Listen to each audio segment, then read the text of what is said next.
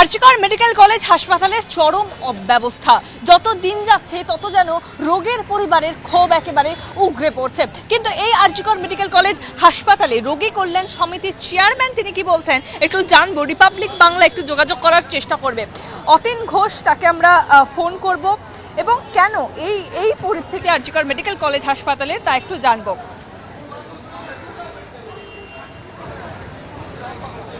Hello, নমস্কার দাদা, আমি রিপাবলিক বাংলা থেকে মেঘা বলছি। দাদা, আরজিকর মেডিকেল কলেজ হাসপাতালের এরকম পরিস্থিতি কেন? দিনের পর দিন অরূপ ব্যানার্জির মৃত্যু হলো এবং তারপরেও লিফটের কারণে শৌচালয় নেই। হ্যালো,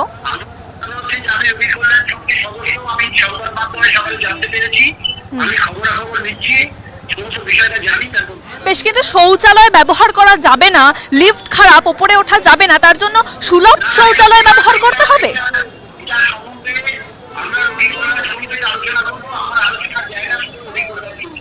আর সুলভ শৌচালয়ের অবস্থাও তো খুব খারাপ, পোকা মাকড় মাছি ঘুরে বেড়াচ্ছে।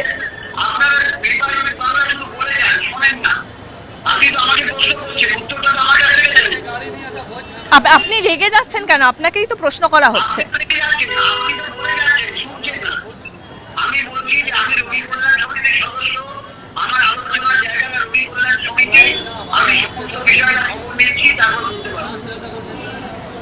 বেশ, অতীন ঘোষ তিনি এই মুহূর্তে ফোন কেটে দিলেন।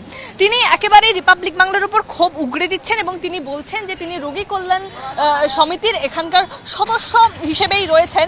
অর্থাৎ এখান থেকে স্পষ্টত বোঝা যাচ্ছে যে আরজিকর মেডিকেল কলেজ এই ট্রমা কেয়ারের সামনে আমি এই মুহূর্তে রয়েছি, যেখানে এই ঘটনা দিনের পর দিন ঘটে যাচ্ছে। মানে 48 ঘন্টা, দুদিন পেরোচ্ছে না, তার মধ্যে একের পর এক রোগীর মৃত্যু, চিকিৎসা হচ্ছে না।